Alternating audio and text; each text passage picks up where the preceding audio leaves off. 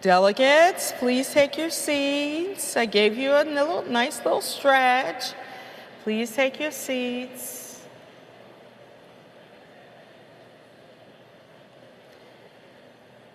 Thank you. I see you moving to your seats. Thank you. So, delegates, as you know, we have had a very long and deep partnership with our friends and NEA member at the White House. Yes, and in just a few minutes, we're going to be joined by them. Live video stream, so we'll be able to interact with our president and our First Lady. Yes. Let's just take a moment to pause and consider probably not all that the Biden-Harris administration has achieved for public education since January of 2021. We can see the impact in our classrooms and in our communities every single day. This has been the most pro-public education, pro-labor White House in our history. In our history. NEA members know, they know this as well as anyone else. So I invited just a few of my closest friends that just happen to be NEA delegates to the 2023 Representative Assembly to share with you, their other closest friends, a little bit about what the work and the dedication and the commitment that this White House, the Biden-Harris White House, has done for them. So we're going to go over to microphone 13, where Delegate Ronnie Beard from the great state of Maryland is going to share what this administration has meant to him. Ronnie? Good afternoon. My name is Ronnie Beard, and this is my 15th year in education. I am from Maryland, currently serving on the board of directors for the Maryland State Education Association. My first 10 years, I was a special education ESP, and then the past 5 years, I have been teaching high school social studies. Because of the Biden administration, I was able to be in the room with a small group of about 60 young men of color at the White House for a listening session with Vice President Kamala Harris to speak on the educator shortage and lack of educators of color. Being able to be and able to have a dialogue with the Vice President proved to me that the administration was listening and it was a priority for them. I was able to be a voice for us in that intimate setting. Vice President Harris asked what were some things that could be done to help solve the issue. Best believe I had a detailed list of information. The Biden-Harris administration took time out to listen to my personal story. When has that ever happened before? In the coming years, I can see this administration tackling this issue for all of us in educators and future educators to come. Thank you. Thank you, Ronnie. Yes, best believe you had a list, because you know what, Ronnie? I wouldn't have called on you if you didn't have that list. So thanks for showing up with that list, because you were there speaking for all of us. So Ronnie's not the only one that had that opportunity to be with Vice President Kamala Harris. We also have Erin Hedson as a delegate from the great state of Virginia. At microphone 4, Erin. Hello, I am Erin Hedson, a special education teacher and building rep for John R. Lewis High School in Fairfax, Virginia. Gun violence is everywhere, and sadly, it has now become a predetermined fact of life that we must be prepared for. Gun violence affects the lives of our students and our educators far too often, both in and outside of the school. As our families, communities, and country reel from daily gun-related tragedies, please remember this administration and those beyond have vowed to change our culture and policies to stop this cycle of violence. Just 1 year after Uvalde, Vice President Harris came to my school where we rallied together against gun violence and spoke for change. Our students and fellow educators are counting on us.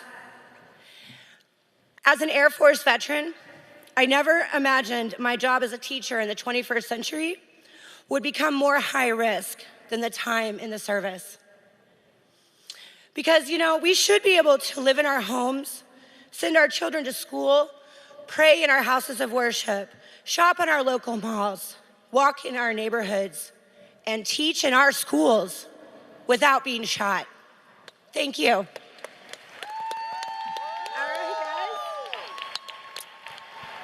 guys. Oh, thank you so much, Erin. As I too talked with both the Vice President and the President about the work that NEA is doing to end gun violence in this country.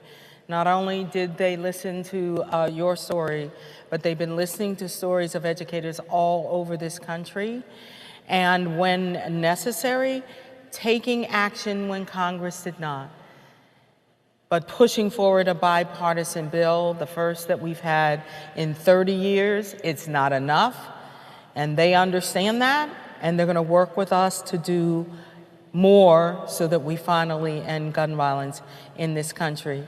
We have someone else with us who is a delegate who also has a story to share with you. I believe he is at microphone 15, Robert Gould from Colorado. Robert? Yes, yes. There you are. Thank you, Madam President. And a quick shout out to our Colorado delegation over there. Hello, delegates. My name is Robert Gould. I'm in my 25th year as a special education teacher for Denver Public Schools in the colorful state of Colorado.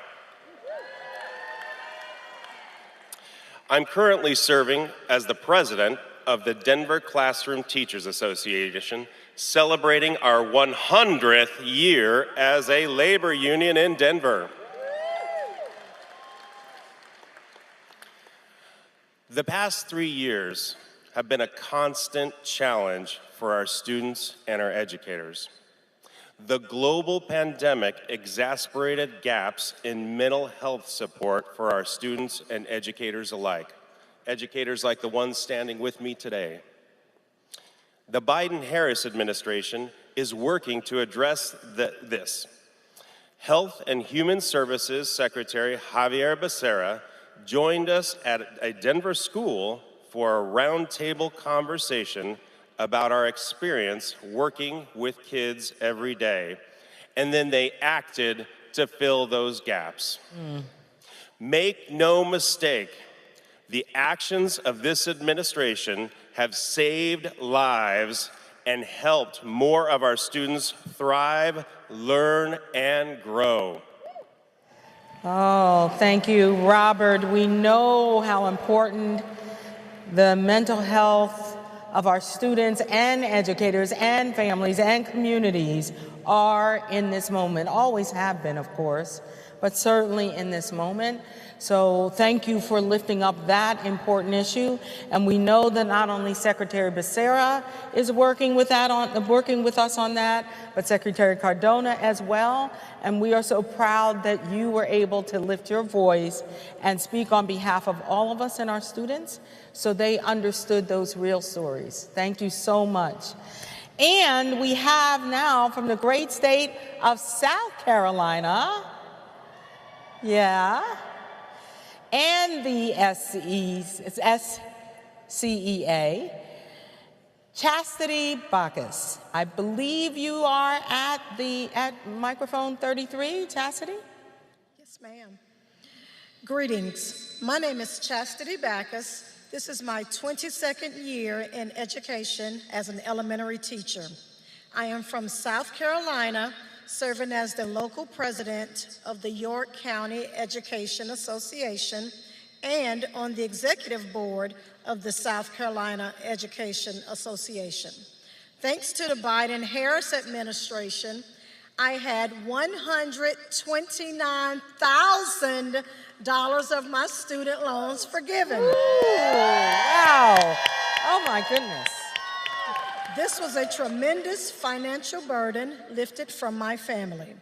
As we all know, our profession is one that is severely underpaid, and to advance, we must continue our education, which is usually meaning incurring more debt. It's nearly impossible to get ahead when the pay increase is tremendously less than what we must pay back in student loans. The Biden-Harris administration listened to educators, took decisive action, and created a way for me to enhance my professional learning and to give back to the students and staff in the public education system. Because of this administration, many other educators can pursue advanced degrees to help better serve our students and communities. Thank you so much from the bottom of my heart. Oh. Wow, thank you, Chastity. You know, delegates, I get to hear from members like the delegates you heard from just now every day. You know, Chastity, I've gotten hundreds of letters and emails from members like you who have gotten in excess of $100,000 of their student loan debt forgiven. And I always let them know it's because of the actions of our president that happened, that became a reality. And notwithstanding the actions of that not normal Supreme Court this last week, our president, as you know, spoke up right away and said, I'm not done yet. I'm not done yet. And he's going to continue to work to ensure that we have student loan forgiveness. So thank you to all of our delegates who have lifted their voices on behalf of all of us. So as you know and have seen today, we have never had stronger partners in the White House than President Biden and our NEA member, First Lady Dr. Jill Biden. As you've heard today, and Secretary Cardona just did yesterday, they listen to us. They want to hear from us, and they listen to us. And they've worked since day one to not only support public education in this country, but to support the people who have dedicated their lives to educating America's students. From the White House to the school board, educators need partners like these to support our professions and strengthen opportunities for our students. Now, it is time for you to join me in giving a warm RA welcome to the President and First Lady of the United States of America. Give it up, give it up, give it up. Can you hear us, Jill? I can hear you. We're standing, we're cheering, we love you. Thank you. Hello, NEA. Hi, Becky. How are you? And how's this year's RA going? Well, you know, there's nothing better I want to do than spend the 4th of July with almost 7,000 of my closest friends. It doesn't get better than that, Jill. It just doesn't. Wow. You know, Becky, I was listening to all the questions and comments that the educators were making, and I have to say, I think I beat them all. I've just signed my new contract, and I think this is year 39 for me as a teacher.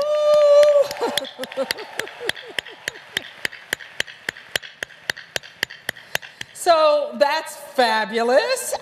So speaking of that, Dr. Biden, how do you, as an educator, use your summer? Now, you don't really nobody gets a summer off, right?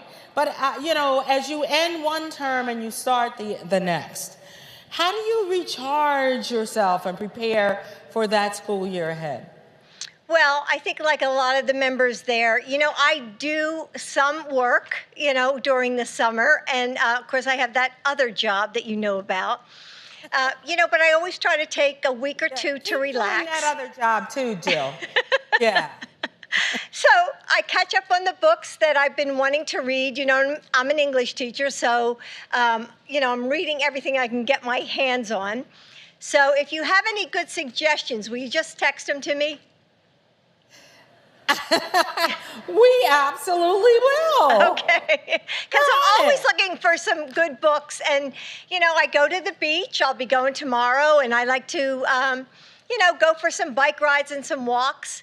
But, even though I try not to think about the fall, I'm always thinking about how I can change my curriculum. And already I've been reading the papers, looking for articles that I want my students to write about. So I think I'm very much, we're all the same. I think that now, it's about, we're almost, I hate it when people say July 4th, well, the summer's half over. I hate to hear that because it's just like it's gone so quickly. But I know that we don't have much time left. So, there's sort of a mix of sadness, right, that this summer's going by so quickly, but I always look forward to the year ahead, and I'm always, I'm already checking my rolls to see if my classes are full. So, but it's good to join a group of people that know exactly how I feel, all of my fellow NEA members. And, I knew that Joe would always be the education president, because he knows that our nation's, the success of our nation starts with you, the educators who shape our students' lives. And so, we've invested so much in our schools and our counselors and our nurses and administrators who make them all successful. And as he transforms, our economy, creating millions of jobs that are shaping the future, he knows that education is key to filling those critical roles. And I want you to know that he hears you. When I was listening, the things that I heard about, the gun control, the, keeping our students safe, mental health in our schools, pay, the Biden-Harris administration is listening, and we hear you. And we know that, for most people, a high school diploma alone isn't enough to find a great career.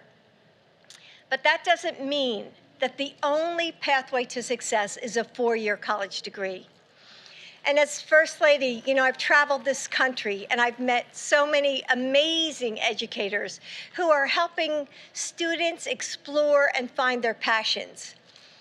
Starting in middle and high school, they're creating opportunities to learn about computers and electric vehicles and wind turbines.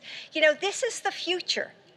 They're helping young people find registered apprenticeships and dual enrollment programs, which means they start in high school and even younger, middle school, and they start thinking about their careers and how they're going to get into those careers. That's the Biden education pathway. And it starts with free, high-quality, universal, totally, preschool, and creates a kindergarten through 12th grade experience that prepares our students for their next steps. And it supports apprenticeships and provides 2 years of affordable community college with avenues for students who decide, maybe I want to go to a 4-year college, or maybe I don't. But this is the future of our workforce, a future that all of you make possible. And together, through the Biden education pathway, we can fundamentally transform what it means to make a living and make a life here in America. And now I'd like to introduce the man who will never stop fighting for you, who knows how important teachers and unions are to our students and to our country. My husband, the education president, Joe Biden.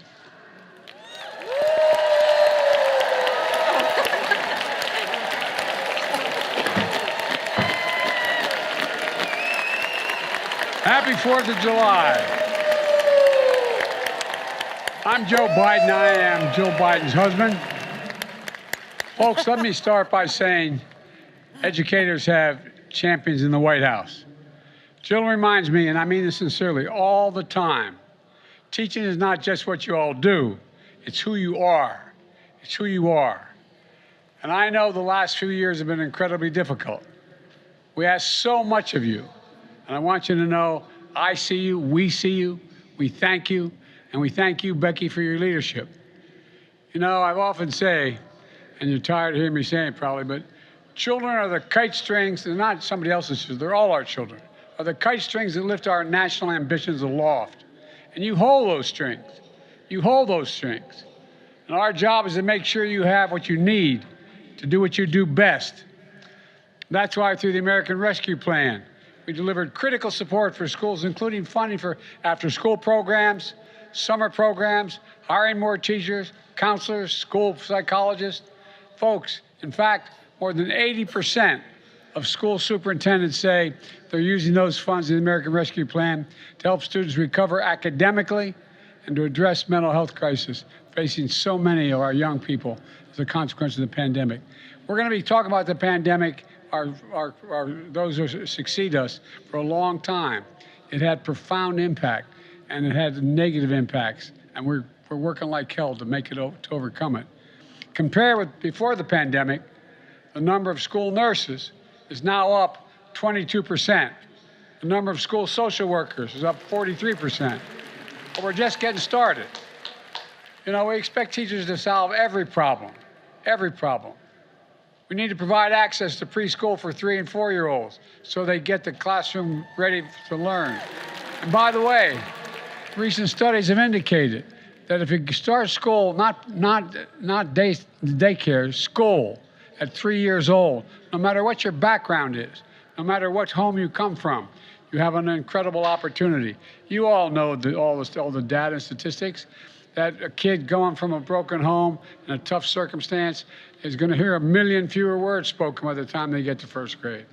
Or they're going to find themselves in a situation where their vocabulary is considerably less.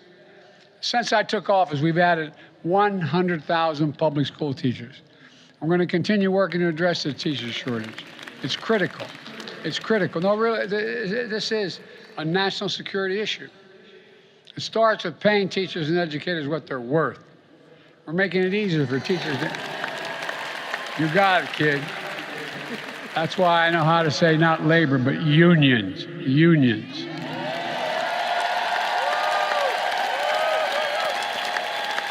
We're making it easier for teachers to enter the field in the first place, which is why we're already helped nearly 20 states put in place registered apprenticeship programs. These programs give aspiring teachers a chance to train under experienced teachers like all of you while earning a paycheck and not having to take on more student debt. Another thing we can do is to help with the educator shortage is to reduce the burden teachers face paying back their loans. When I came to office, there was a program called the Public Loan Service Forgiveness Program. It was a total mess. As it was designed, if you engage in public service, you can get your debt forgiven for education. We forgave more student loans than teachers. They had to be engaged in public service, not just teachers, but social workers and others, police officers, et cetera. But the program was too complicated, too difficult to take advantage of.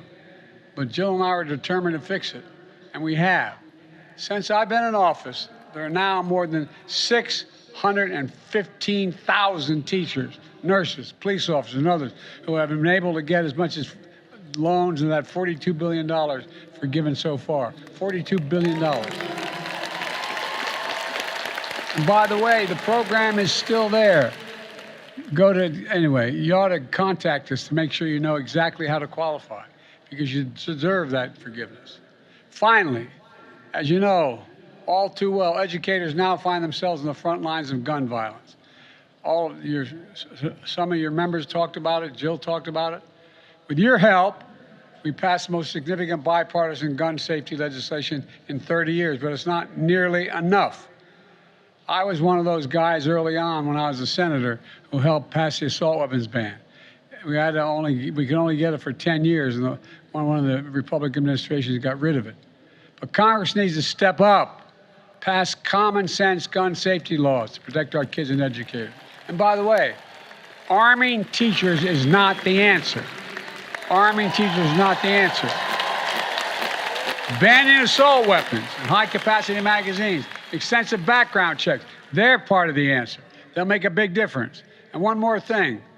Let's stand with teachers and educators against politicians who are trying to score political points by banning books. Did you all ever think you'd be in a situation in the United States of America? We're talking about banning books and the people deciding what books to ban? Come on, that's not who we are. Let me close with this. So many of us are here, at least in part, because somewhere along the way, an educator believed in us, helped us believe in ourselves. I know that was the case for me in grade school, high school, and in college. I used to stutter very badly.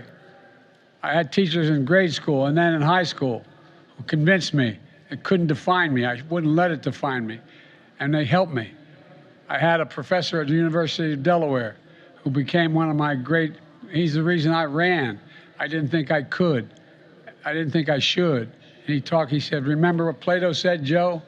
I'm trying to think, what the hell did Plato say? But what he said was, to paraphrase him, he said, the penalty good people pay for not being involved in politics is being governed by people worse themselves. Run, Joe, run. That's the power of a great educator.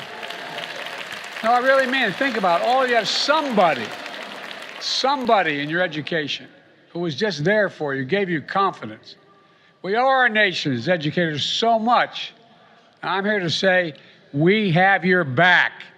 We're committed to supporting all of you, just like you support the nation's future and our children. Folks, this Independence Day, we should be more optimistic than ever. We have to remember who we are.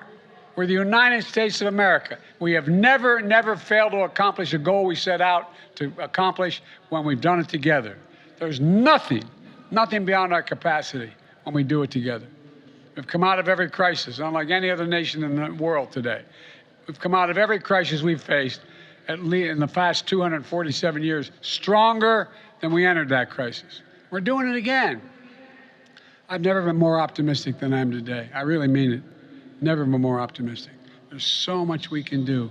We're on the edge, and the American people are figuring out what the other team's talking about, and they don't like it.